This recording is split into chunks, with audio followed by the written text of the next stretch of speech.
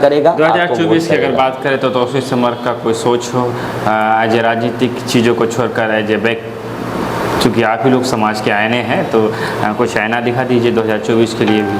देखिए 2024 का इलेक्शन जो है वो मुख्य रूप से किशनगंज की जनता, किशनगंज के लोकसभा के लोग, ठीक है, जिनको बेहतर समझेंगे, जिनको पढ़ा लिखा समझेंगे, जिनको योग्य समझेंगे, जिनको संयम रखने वाला समझेंगे, जो कल्याणकारी काम करेगा, सारे का विश्लेषण करते हुए उनको वोट करेंगे। और जहां लोगों को ज़रूरत होती है, कहीं मर्डर हो जाता है मान लीजिए, या कहीं नरसंहार हो गया, कहीं पर मान लीजिए कि राइट हो गया, दंगा हो गया, जैसा कि मुजफ्फरपुर में आपने देखा था, पप्पू यादव पहले पहुंचते हैं। कहीं ना कहीं आपको उंगली को सीधा भी रखना पड़ता है और टेढ़ा भी करना पड़ता है, तो राजनीति में दोनों काम करना पड़ता है। जाहिर सी बात है, आप जो काम करते हैं उस काम को ईमानदारी के साथ करते हैं तो आपका भी कल्याण होता है, आपको भी फायदा होता है। लेकिन शिक्षा दे करके अगर आप अर्न करते तो इससे बेहतर कोई कमाई नहीं होती मेरे हिसाब से। अगर सिर्फ आप किताब का डिग्री ले रहे हैं, सर्टिफिकेट आप ले रहे हैं, हरे रंग का, ब्लू रंग का, नीले रंग का, पीले रंग का, ये कहीं भी मायने नहीं रखता है। अगर आपका बिहेव ही खराब है तो मिसबिहेव के कारण हम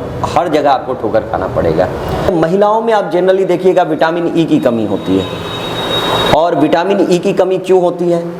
तो महिलाएं जो हैं वो बैलेंस डाइट ठीक ढंग से नहीं ले पाती हैं, यानी जिस तरह का भोजन उनको खाना चाहिए दिन प्रतिदिन, ठीक है, वो समय के अनुसार वो नहीं ले पाती हैं। कठिन परिश्रम कीजिए और सपने बड़े देखिए, क्योंकि अगर आप बड़ा सपना देखेंगे तो उससे छोटा आपको ऑटोमेटिकली मिल ही जाता है। पप्पू यादव की पार्टी में पप्पू यादव हर एक छोटे से बड़े वर्कर को ये स्वतंत्रता देते हैं कि अगर कहीं अन्याय हो रहा आप लोग भिड़ जाओ, बाद में देखा जाएगा परिणाम क्या होगा। मानवता हर एक इंसान के अंदर होता है, लेकिन हम लोग क्या करते हैं, उस मानवता पर पर्दा डाल करके किसी एक धर्म का चश्मा पहन लेते हैं जो हमको पहनाया जाता है। हम लोग असामाजिक तत्वों से दूर रहें, किसी के बहकावे में नहीं आए और भाईचारगी के साथ जो हमारा जीवन है उसको गुजारें, एक दूसरे को कोऑपरेट करें, एक अच्छे कोऑपरेटिव सोसाइटी की स्थापना करें। सलाम आदाब, मैं रमीज़ रेज़ा, आप देख रहे हैं KDB लाइव। हम मौजूद हैं टारगेट बायोलॉजी क्लासेस, जो कि पश्चिम पाली डॉक्टर नुसरत जहां के बगल में मौजूद हैं। उनके संस्थापक जनाब तौसीफ समर साहब हमारे बीच मौजूद हैं। राजनीतिक और एजुकेशन को लेकर बहुत सारी चीज़ों पर हम बात करना चाहेंगे। सबसे पहले स्वतंत्रता दिवस की KDB लाइव और KDB लाइव की तरफ से और हमारी तरफ से आपको बधाई हो। हम चाहेंगे सबसे पहले स्वतंत्रता दिवस की बधाई ही दे दीजिए आप। जी बिल्कुल, पूरे देशवासियों को टारगेट बायोलॉजी क्लासेस की तरफ से मैं Tauseef Samar, Target Biology Classes का संस्थापक, स्वतंत्रता दिवस की बहुत बहुत शुभकामनाएं पेश करता हूं। और ये भी आशा करता हूं कि स्वतंत्रता दिवस में हम लोग सभी कोई एक प्रण लें, सौहार्द के साथ जीवन यापन करें, भाईचारगी कायम करें और जितना भी असामाजिक तत्व है उससे दूर रहें। देश की आज़ादी के बाद एक बार फिर देश का माहौल जिस तरह की चीज़ें हमारे बीच हो रही है, हम चाहेंगे उसके लिए एक अपील शांति का आपके तरफ से हो। बिल्कुल, शांति का अपील हर एक शिक्षक के तरफ से होना चाहिए, क्योंकि देखिए शिक्षक जो होता है वो समाज का आईना होता है। शिक्षक अगर समाज में कोई संदेश देता है तो समाज के लोग उसको बहुत गहराई से लेते हैं, ये बात जग जाहिर है। और मैं भी एक शिक्षक हूँ, तो बतौर एक शिक्षक मैं कहना चाहूँगा जितने भी बच्चे हैं, जितने भी अभिभावक हैं, जितने भी मेरे भाई हैं, जितनी भी मेरी बहनें हैं, सभी को कहना चाहूँगा कि हमें बस एक चीज़ याद रखना है। मैं बायोलॉजी पढ़ाता हूँ, थोड़ा बायोलॉजिकल प्रोसेस में बताऊँगा तो ज़्यादा बेहतर है कि हमारा जो जीवन अवधि होता है वो 60 से 72 साल का होता है। एशियन कंट्री में जनरली देखने को मिलता है 60 से 72।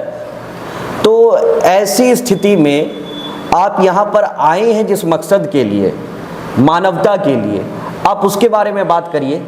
जब आप मानवता के बारे में बात करेंगे तो आपको हिंदू, मुस्लिम, सिख, क्रिश्चियन, ईसाई करने की ज़रूरत नहीं पड़ेगी। मिसाल के तौर पर मानवता हर एक इंसान के अंदर होता है, लेकिन हम लोग क्या करते हैं, उस मानवता पर पर्दा डाल करके किसी एक धर्म का चश्मा पहन लेते हैं जो हमको पहनाया जाता है, और फिर हम लोग असामाजिक तत्व का एक हिस्सा बन जाते हैं। ये बिल्कुल नहीं होना चाहिए। आपको समझना पड़ेगा, अगर कोई एक्सीडेंट होता है तो तो आपने कई बार देखा होगा कि कोई भी बच्चा है उसको जाके उठा देता है, ठीक है, उसको डॉक्टर के यहाँ पहुँचाता है, ये नहीं पूछता कि आप हिंदू हैं, आप मुस्लिम हैं, आप क्रिश्चियन हैं। तो कहीं ना कहीं प्रैक्टिकली ये पता चलता है कि मानवता हर एक इंसान के भीतर है, मानवता हर एक इंसान के भीतर है, लेकिन इस मानवता को हम लोग पर्दे से ढांक देते हैं और एक धर्म का चश्मा पहन करके सामाजिक असामाजिक तत्व का हिस्सा बन जाते हैं। ये बिल्कुल नहीं होना चाहिए। हम लोग एक मकसद के तहत इस पृथ्वी पर आए हैं, इस धरती पर आए हैं, और वो है मानवता, दूसरे का कल्याण करना, साथ साथ अपना कल्याण करना, सबके सुख दुख में काम आना। अगर आप ये सारे बेसिक चीज़ों को फॉलो कर लोगे तो हमको नहीं लगता है कि आपको हिंदू मुसलमान बनने की ज़रूरत है, आपका धर्म अपने आप फॉलो हो जाएगा। इससे पहले कि हम और चीज़ों पर आए, चूँकि हम दर्शकों को बताना चाहेंगे कि आज का वीडियो काफ़ी काम का होने वाला है। हालांकि मुझे पता है कि आज के इस वीडियो में व्यूज़ ज़्यादा नहीं आएंगे, क्योंकि जब आप काम की चीज़ों पर बात करेंगे तो उसको सुनने वाले कम लोग होते हैं, लेकिन जितने लोग भी होंगे वो लोग काम के होंगे। बहरहाल हम और चीज़ों पर आए उससे पहले हम थोड़ा सा टारगेट बायोलॉजी क्लासेस के बारे में जानना चाहेंगे कि यहाँ किस तरह की पढ़ाइयाँ होती है, थोड़ा सा कुछ जानना चाहेंगे। जी देखिए, target Biology classes target coaching centre से ही स्टार्ट हुआ। टारगेट कोचिंग सेंटर के संस्थापक हमारे मामा है डॉक्टर आरफिन नूर सर। तो हम भी उसी कोचिंग में पढ़े हैं, और जब हम पढ़ाई कर रहे थे तो उस समय हमारा ग्रेजुएशन भी पूरा नहीं हुआ था, और एक जिम्मेदारी के तहत 8वीं क्लास के बच्चे को हमने पढ़ाना भी स्टार्ट किया, 8वें 9वें और 10वें क्लास के बच्चे को। और वहीं से एक शौक़ पैदा हुआ कि नहीं, हमको बायोलॉजी पढ़ाना है।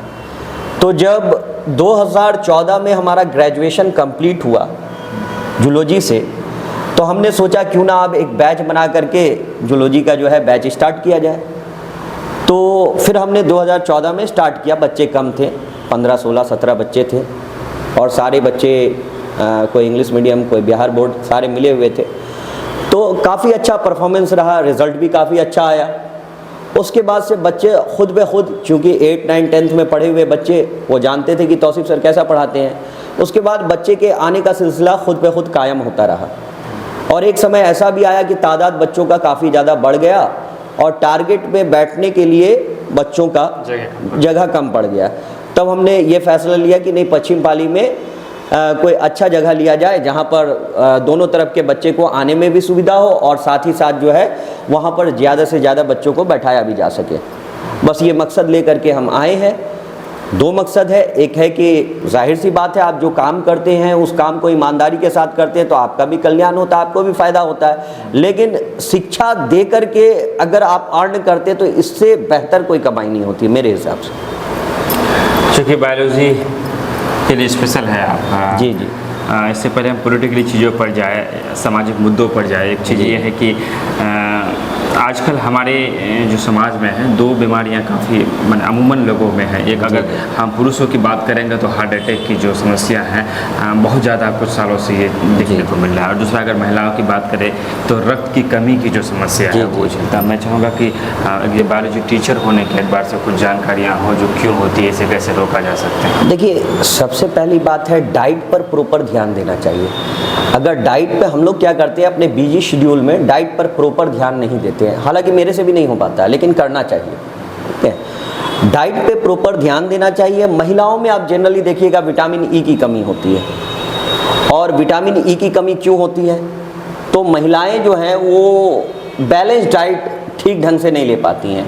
यानी जिस तरह का भोजन उनको खाना चाहिए दिन प्रतिदिन, ठीक है, वो समय के अनुसार वो नहीं ले पाती हैं। और जो डाइट होना चाहिए मेंटेन, जो उनके शरीर को प्रॉपरली मेंटेन रखें, उस तरह का वो अपने बिजी शेड्यूल में आप देखिएगा ज़्यादातर हमारे इलाके की महिलाएं जो है अवॉइड करती हैं। ठीक है, तो कहीं ना कहीं सबसे पहली बात है कि प्रोटीन युक्त भोजन का सेवन तो हम लोग करते हैं, लेकिन साग सब्जी, हरा सब्जी, ठीक है, ये सारे चीज़ों को हम लोगों को खाना चाहिए, क्योंकि इनमें भी विटामिन प्रचुर मात्रा में पाया जाता है। और आपने पहला जो बात कहा था कि हार्ट अटैक ये बहुत ज़्यादा होता है, इसके पीछे कारण है। कारण क्या है कि कोलेस्ट्रॉल, यानी आप देखेंगे हार्ट में जो वेन होता है वो ब्लॉकेज हो जाता है, और ब्लॉकेज होने का कारण होता है कोलेस्ट्रॉल, और कोलेस्ट्रॉल का कारण होता है कि हम लोग ज़्यादा वसा युक्त, प्रोटीन युक्त भोजन का सेवन दिन प्रतिदिन करते हैं। तो हम लोगों को सबसे पहले तो पैदल चलना चाहिए। अगर आप व्यायाम नहीं भी कर पाते हैं, एक्सरसाइज नहीं कर पाते हैं, तो पैदल चलें। प्रॉपर शेड्यूल को मेंटेन करें, थोड़ा सा वक्त निकाल करके एक्सरसाइज अगर कर सकते हैं तो बेहतर, सबसे बेहतर उपाय है। दूसरी बात है कि बैलेंस में खाएं। ऐसा नहीं कि आप डेली मांस, मछली, अंडे का सेवन कर रहे हैं, ऐसा नहीं। कभी कभी हम लोगों को शाकाहारी भी बनना चाहिए। कभी क्या, ज़्यादातर शाकाहारी होना चाहिए। मांसाहारी आप ठीक है 1 हफ्ते में 1 बार खा लिए, ठीक है, लेकिन ज़्यादा इन सारी चीज़ों को अवॉइड करना चाहिए अगर आप इस तरह की बीमारी से बचना चाहते हैं तो। चूँकि आप भी एक शिक्षक हैं जी, और आजकल जो गुरु और जो शिष्य के बीच में जो एक चीज़ें होती वो बहुत कम होता जा रहा है आजकल। अमूमन आप देख सुन रहे होंगे कि शिक्षक वहाँ खड़े रहते हैं, लेकिन बच्चे वहीं पर खिलखिलाकर इंजॉय करते हैं, मनोरंजन करते हैं, तरह की बातें करते हैं, लिहाज भी नहीं करते कि हमारे सामने में हमारे टीचर है। मान लीजिए कि आप ही के 5 साल पहले कोई बच्चा पढ़ा होगा और आपको सिगरेट पी रहा है, तो पहले के ज़माने में होता था कि वो डर जाते थे, काम जाते थे। ये सारी चीज़ें जो है अनुशासनहीनता बहुत दिख रहा है, कमी हो रहा है। आपका क्या नज़रिया है सारी चीज़ें? देखिए, पढ़ाई का मतलब या एजुकेशन का मतलब नॉलेज को पाना होता है, और नॉलेज का मतलब होता है कि आप कुछ प्रैक्टिकल कीजिए, उस नॉलेज को पा करके कुछ प्रैक्टिकल कीजिए। अब जैसे आप अगर प्रैक्टिकल कर रहे का मतलब ये है कि नॉलेज तो आपने पा लिया, डिग्री आपने पा ली, उसका व्यवहारिक इस्तेमाल कीजिए। आपके स्वभाव में भी आपकी डिग्री दिखाई देनी चाहिए। अगर सिर्फ आप किताब का डिग्री ले रहे हैं, सर्टिफिकेट आप ले रहे हैं हरे रंग का, ब्लू रंग का, नीले रंग का, पीले रंग का, ये कहीं भी मायने नहीं रखता है। अगर आपका बिहेव ही ख़राब है तो मिसबिहेव के कारण हम हर जगह आपको ठोकर खाना पड़ेगा। आज के बच्चों को तो हम बाद में बोलेंगे, पहले टीचर पे भी हम आना चाहेंगे। क्या आपको ऐसा लगता है कि आज के टीचर भी पहले प्राचीन काल में जैसे टीचर होते थे या हमारी सभ्यता से जुड़े जो टीचर होते थे उस तरह के हैं? हम लोगों के अंदर कमी है, बिल्कुल कमी है, हमारे अंदर भी कमी है। हम अगर एक अच्छे शिक्षक के जैसा कार्य करेंगे, अनुशासित ढंग से हम अपने आप को पेश करेंगे बच्चों के सामने, तो बच्चे हमारे से बहुत कुछ सीखेंगे, हमसे डरेंगे। और मैं बहुत हद तक कोशिश करता हूं कि टीचर और स्टूडेंट का रिलेशन फ्रेंडली रहे, ताकि वो सवाल पूछने में ना डरें, लेकिन फिर भी उनके अंदर एक डर छोड़ देते हैं। एक डर रहता है कि वो उस डर के तहत ये जानते हैं कि हमको किस तरह से सर से पेश आना है। एक जो आपने लगा के रखा है, मैं देखा था वो वर्क हार्ड ड्रीम भी, जहाँ तक मैं समझ पा रहा हूँ कि वर्क हार्ड ड्रीम भी, यानी सपने अगर बड़े हैं तो मेहनत भी बड़ा करना होगा। इसको थोड़ा परिभाषित किया जाए। वर्क हार्ड ड्रीम भी यानी कठिन परिश्रम कीजिए और सपने बड़े देखिए, क्योंकि अगर आप बड़ा सपना देखेंगे तो उससे छोटा आपको ऑटोमेटिकली मिल ही जाता है। आप अगर ये कोशिश करेंगे कि हमको डीएसपी बनना है, बीपीएससी क्वालिफाई करना है, यूपीएससी क्वालिफाई करना है, तो आप तो एएसआई एसआई तो बन ही जाएंगे अगर आप मेहनत करेंगे तो। टारगेट बायोलॉजी क्लासेस के कोई ऐसा स्टूडेंट हो जिसे, चूँकि बहुत सारे स्टूडेंट हैं जिन्हें आपने शिक्षा दी उनमें से, लेकिन कुछ लोग खास हो जाते हैं, कुछ ऐसे होते हैं जिनके बारे में आप बोलना पसंद करते हैं कि वो बहुत अच्छे निकल गए या फिर वो बहुत ख़राब निकल गए, तो आपके लाइफ में कुछ ऐसे स्टूडेंट हैं जिनको अगर आप नाम लेना चाहेंगे, चाहे उनके अच्छाई को लेकर या बुराई? टारगेट बायोलॉजी क्लासेस से तकरीबन 2014 से लेके अब तक जितने भी बच्चे निकले हैं, ये सारे बच्चे तौसीफ सर को बहुत प्यार करते हैं। एक विश्वास का बंधन है। और 14 में निकलने वाले बच्चे, 15 में निकलने वाले बच्चे, कोई भी ऐसे बच्चे जो बहुत ज़्यादा नंबर लाएँ, टॉप किए, ठीक है, और इस साल भी बहुत सारे बच्चे का रिज़ल्ट काफ़ी अच्छा आया, लेकिन उनमें से कुछ ऐसे भी बच्चे होते हैं जिनका नंबर बहुत कम आता है। जैसे मान लीजिए मिसाल के तौर पर 301 आया तो कम ही आया, आज के दृष्टिकोण से लीजिएगा तो कम ही आया, या 302 आया, तो हम कभी भी नंबर के एतबार से उनको डिमोलाइज नहीं करते हैं। मेरा एक ही कहना है कि आप मेहनत करो, बहुत ज़्यादा मेहनत करो, और मेहनत स्मार्ट तरीके से करो, स्मार्ट बनो, क्योंकि स्मार्ट का दौर चल रहा है। टीवी भी स्मार्ट चाहिए, फ़ोन भी स्मार्ट चाहिए, तो ब्रेन भी स्मार्ट चाहिए। आपको स्मार्ट काम करना है, स्मार्ट काम करने की ज़रूरत है। अब है कि जितने भी बच्चे जो टारगेट कोचिंग सेंटर से पढ़ करके निकले, हमको तो विश्वास नहीं होता है कि लड़कियां भी हैं, लड़के भी हैं, और तौसीफ सर से इनका क्या कनेक्टिविटी है कि आज भी जब 2 अक्टूबर को हमारा जन्म दिवस होता है तो लड़के और लड़कियां जो 8 साल पहले पढ़ के निकल चुके हैं, 7 साल पहले पढ़ के निकल चुके हैं, जिसको हमने 8वीं में पढ़ाया, 9वीं में, वो भी 12 बजे रात में मैसेज करते हैं happy birthday sir. Gandhi ji ये सबसे बिल्कुल, ये सबसे बड़ा मेरे लाइफ का सबसे बड़ा कमाई है, लाइफ का सबसे बड़ा कमाई है। और कोई एक बच्चे मेरे लिए प्रिय नहीं है, वो सारे बच्चे जो टारगेट से निकले हैं सारे के सारे मेरे लिए एकदम अपने बच्चे के समान हैं। चूँकि एक शिक्षक के साथ साथ राजनीतिक चीज़ों में भी आप नज़र आते हैं, जी। चाहे धरना प्रदर्शन हो या फिर समाज के मुद्दों के लिए हो, आप आगे आते हैं। और ये ज़रूरी भी है, क्योंकि एक समझदार व्यक्ति जब राजनीति में आता है तो वो और तरह से गलत, जो इसको जो आज गंदी राजनीति का माहौल चल पड़ा है, वो कम से कम आप लोग तो नहीं करेंगे। बिल्कुल। हमारे युवा को आजकल आप देख रहे होंगे, सीमांचल का जो माहौल बनता जा रहा है कि एक दूसरे को अगर सामने मिले तो शायद लड़ाई मार तक हो जाए। क्या कहना चाहिए, क्या दृष्टि? देखिए, सबसे पहली बात है कि राजनीति करना चाहिए, राजनीति में थोड़ा संयम रखना चाहिए। आप अगर संयम खो देते हैं तो इसका मतलब है कि आप परिपक्वता के साथ राजनीति नहीं कर रहे, मैच्योरिटी आपके अंदर नहीं है। ठीक है, आपने देखा होगा बड़े बड़े नेता हैं, ठीक है, बीजेपी के हैं, कांग्रेस के हैं, आपके हैं, अगर बहुत ज़्यादा ये लोग पढ़े लिखे होते हैं, दो तबका होता है उसमें, लेकिन जो पढ़े लिखे होते हैं वो बहुत ज़्यादा आप देखिएगा कि इस तरह का विवादित बयान या विवाद से बचने का कोशिश करते हैं, संयम रखते हैं। तो संयम रखना बेहद ज़रूरी होता है।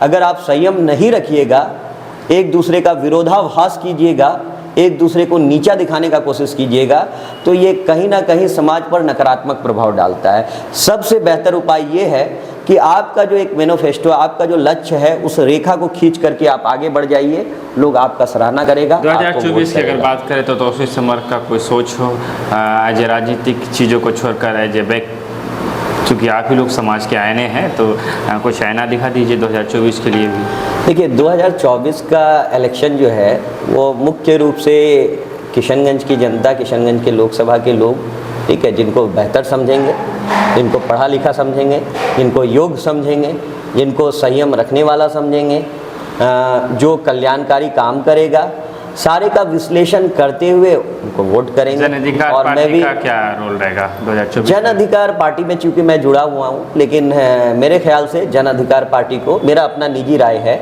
जन अधिकार पार्टी जो है वो पूर्णिया में हालांकि लड़ेगी इलेक्शन, लेकिन किशनगंज अभी कोई इसका मतलब किशनगंज का कोई मामला नहीं है कि किशनगंज से जन अधिकार पार्टी लड़ना चाहती है।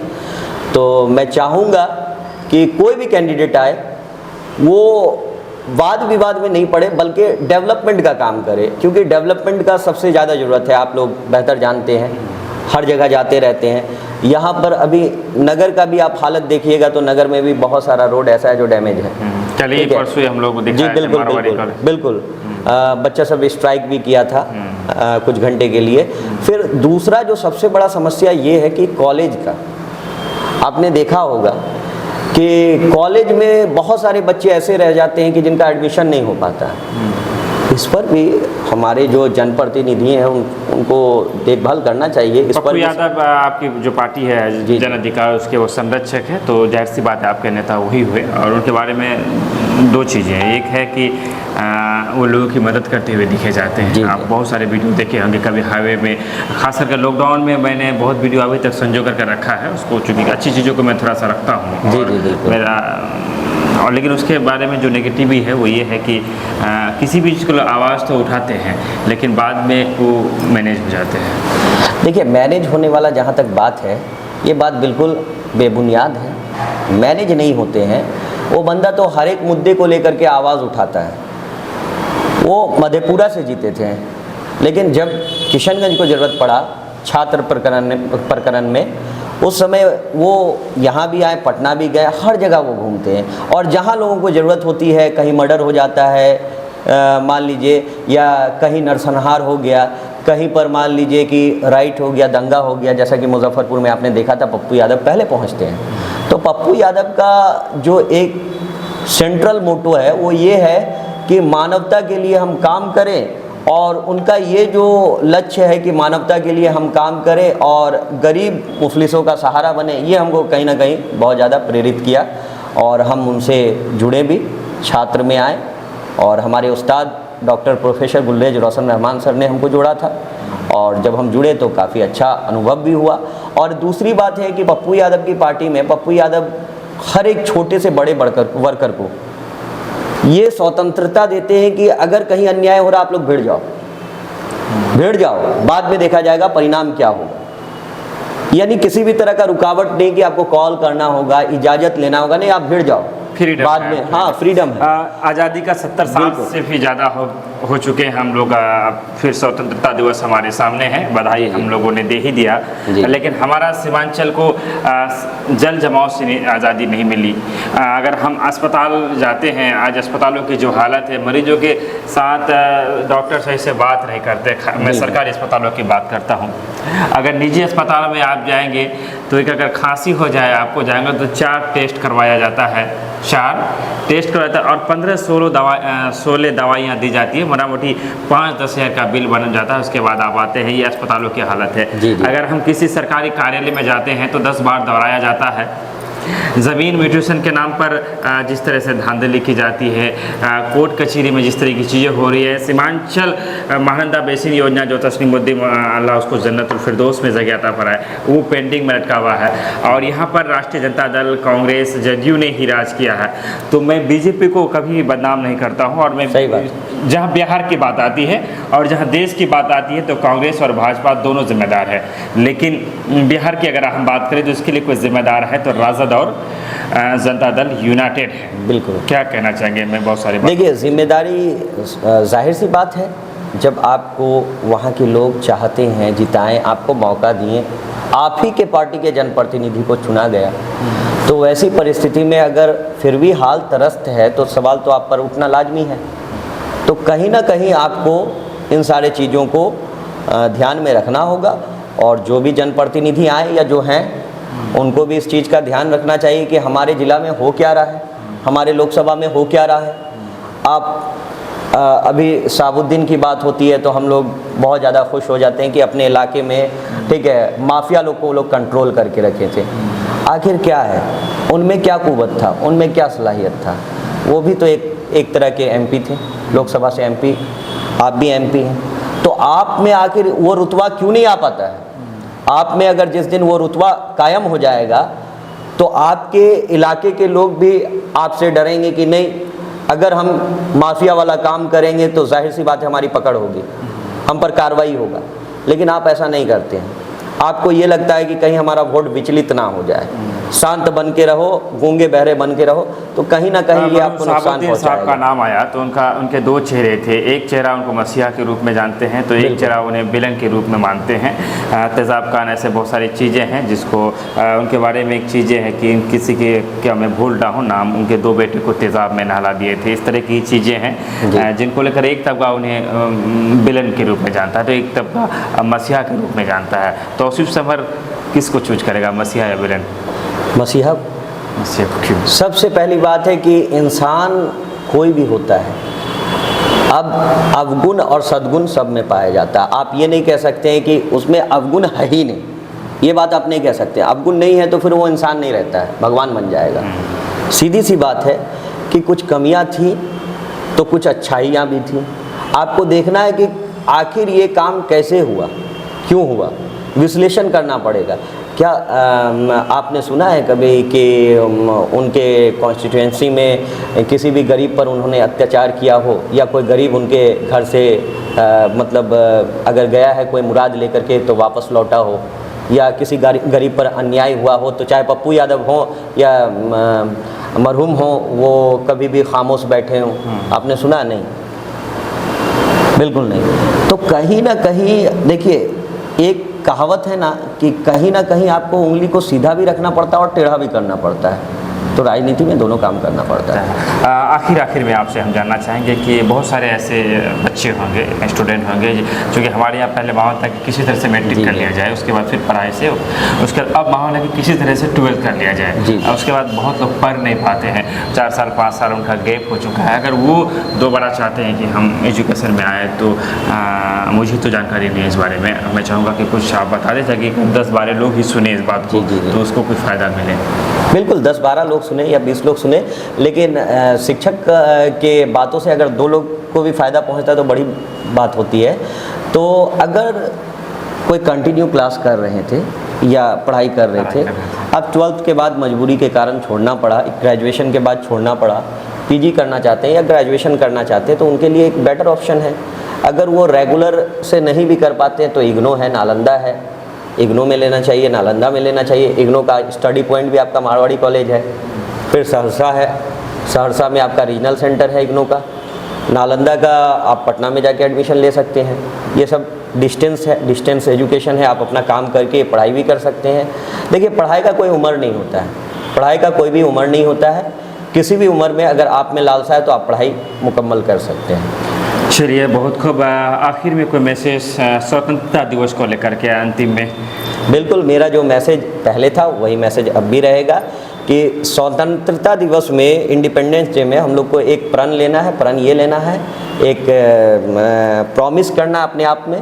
वो प्रॉमिस ये करना है कि हम लोग असामाजिक तत्वों से दूर रहें, किसी के बहकावे में नहीं आए और भाईचारगी के साथ जो हमारा जीवन है उसको गुजारें, एक दूसरे को कोऑपरेट करें, एक अच्छे कोऑपरेटिव सोसाइटी की स्थापना करें। टारगेट बायोलॉजी क्लासेस के जो संस्थापक तौसीफ समर साहब से हमारी बातचीत हो रही थी। हम चाहेंगे कि मर्यादित तरीके से, शालीनता से हम दोनों के बीच जो भी वार्तालाप हुई उसमें आप कमेंट कर सकते हैं। साथ ही साथ खबरों को शेयर करें। अक्सर जब काम की चीज़ होती है तो आप उसे इग्नोर करते हैं, लेकिन हम गुजारिश करेंगे कि इस तरह की चीज़ें, चूँकि शिक्षक हमारे समाज का आईना होता है और मैं समझता हूँ कि आज ये जो वीडियो है किसी पॉलिटिकल चेहरे से भी बड़ा अपने आप में महत्व रखता है। आपको एक बार फिर यौम आज़ादी की बहुत बहुत मुबारकबाद। भारतीय एकता, राष्ट्रीय अखंडता, आपसी भाईचारे के साथ मिलकर हम गंगा जमुनी तहजीब का परिचय देते हुए स्वतंत्रता दिवस बनाएं और ये प्रण लें कि हम फिर से भारत को सोने की चिड़िया बनाएंगे। मिलजुल कर हम लोग साथ चलेंगे और शपथ लीजिए कि जब हम मिलकर रहेंगे तो कोई बाहरी ताकत हमें हरा नहीं सकता है। हिंदू, मुस्लिम, सिख, ईसाई सब आपस में भाई भाई है। नफरत को मिटाना है, मोहब्बत को गले से लगाना है। विदा लेंगे आपसे। धन्यवाद, शुक्रिया, आदाब।